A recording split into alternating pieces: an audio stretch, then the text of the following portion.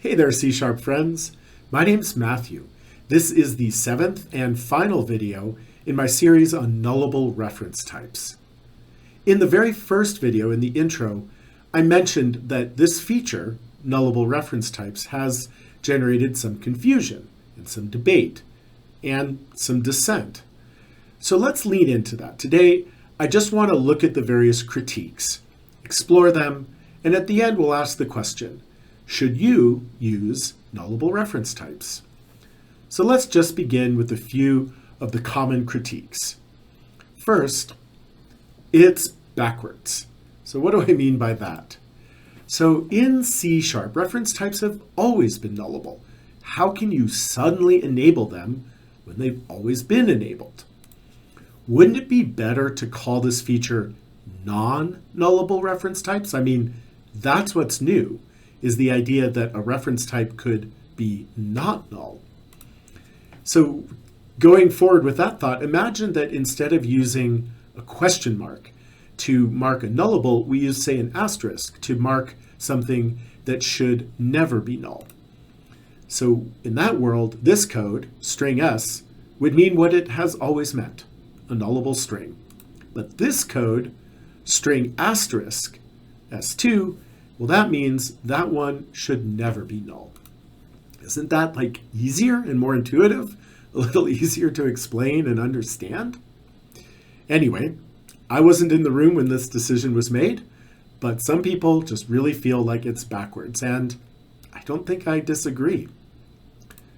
The next critique, they're still nullable.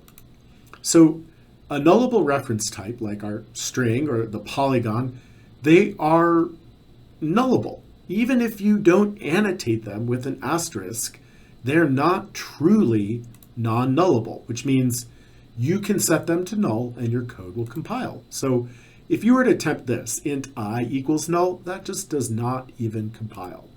But string s equals null compiles just fine and maybe blows up at runtime. So I've heard it said that these are more like compiler-assisted, probably not null reference variables.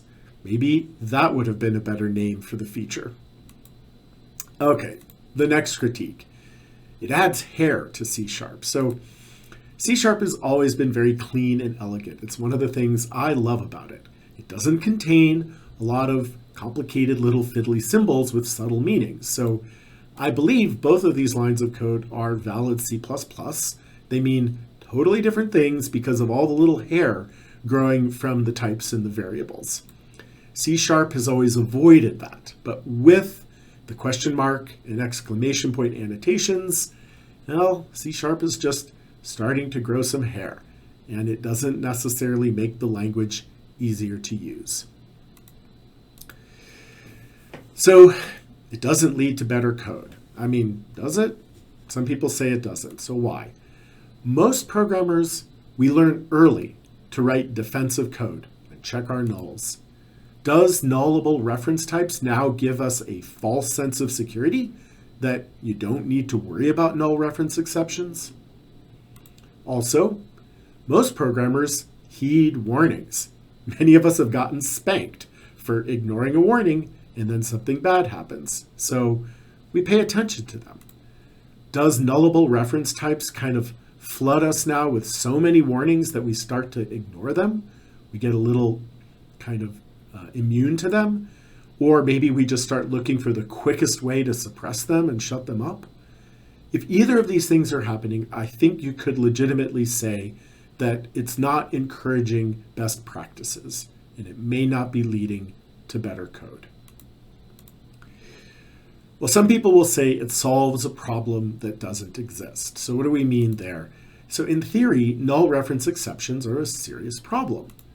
The reality, though, is that many large code bases rarely or never experience them. And I've had that experience. I've written code that just never has null reference exceptions. And this was all before we had nullable reference types.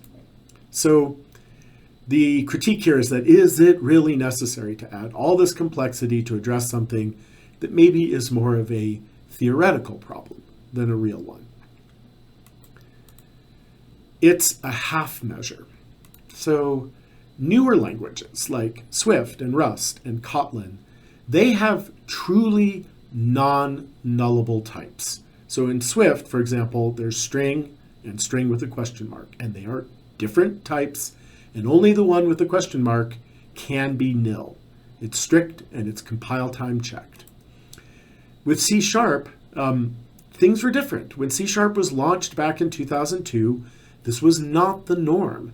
Back then, high productivity languages like Delphi and Java and Visual Basic, they assumed object references could be null.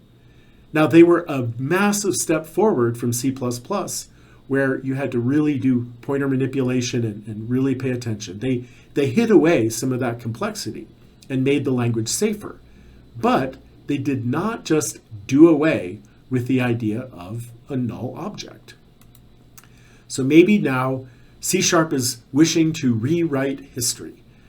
If so, the current implementation of nullable reference types, it's a half measure, because nullable reference types are still, reference types that have been, annotated so that they should not be null, they are still nullable, as we mentioned. So regardless of your annotations, you haven't really changed the types. And so maybe this is just a compromise that doesn't really provide the clarity and true safety found in some more recent languages. It overloads the question mark symbol yet again. I think most people will agree that ideally, in a language, a symbol should mean just one thing. For example, equals means assign, and plus plus means increment. Well, look at the poor question mark in C#. We have the ternary conditional operator. We have the nullable value type. We have null coalescing operator. We have the null conditional operator, and nullable reference type annotation, and null coalescing assignment. This is kind of crazy, right? So nullable reference types, for sure, is not 100% to blame for this mess, but it doesn't help. And all this overloading doesn't make the language easier to use. And last, nobody understands it. So it took me 6 videos, about an hour of content to explain this feature. Can you imagine if it took 6 videos to explain something like value tuples or lambda expressions? Those are also complex and powerful features with subtleties. 6 videos?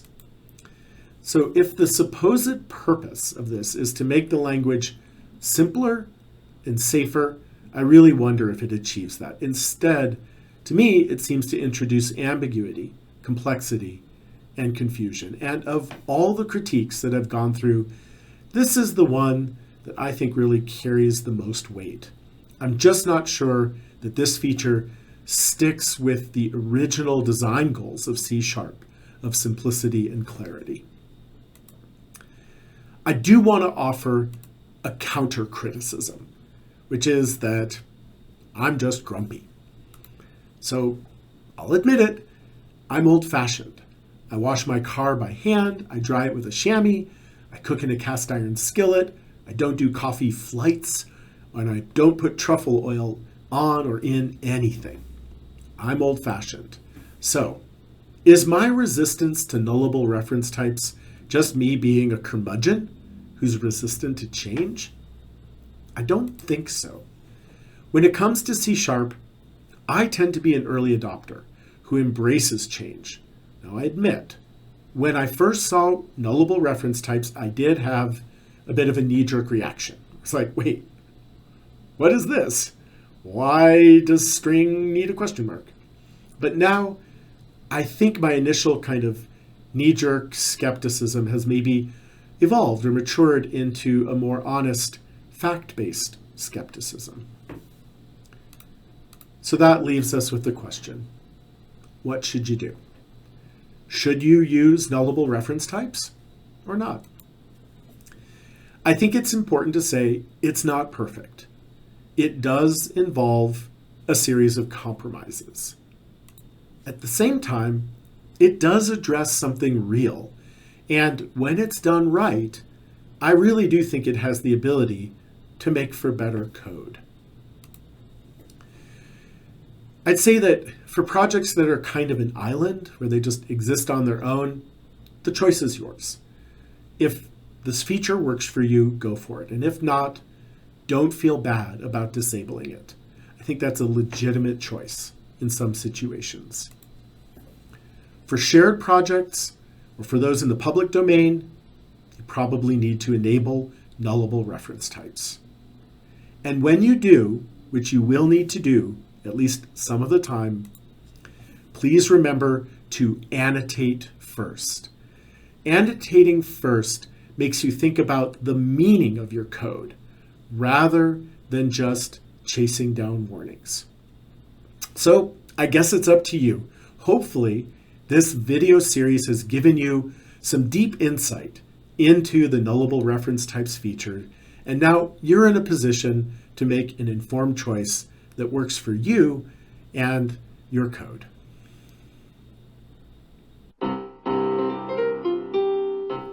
Hey there, C# friends. Are you enjoying these videos and finding them helpful? I hope so. And if you are, please go ahead and like the video on YouTube. If you haven't already, please subscribe to my channel and feel free to leave a comment. I would love to hear from you.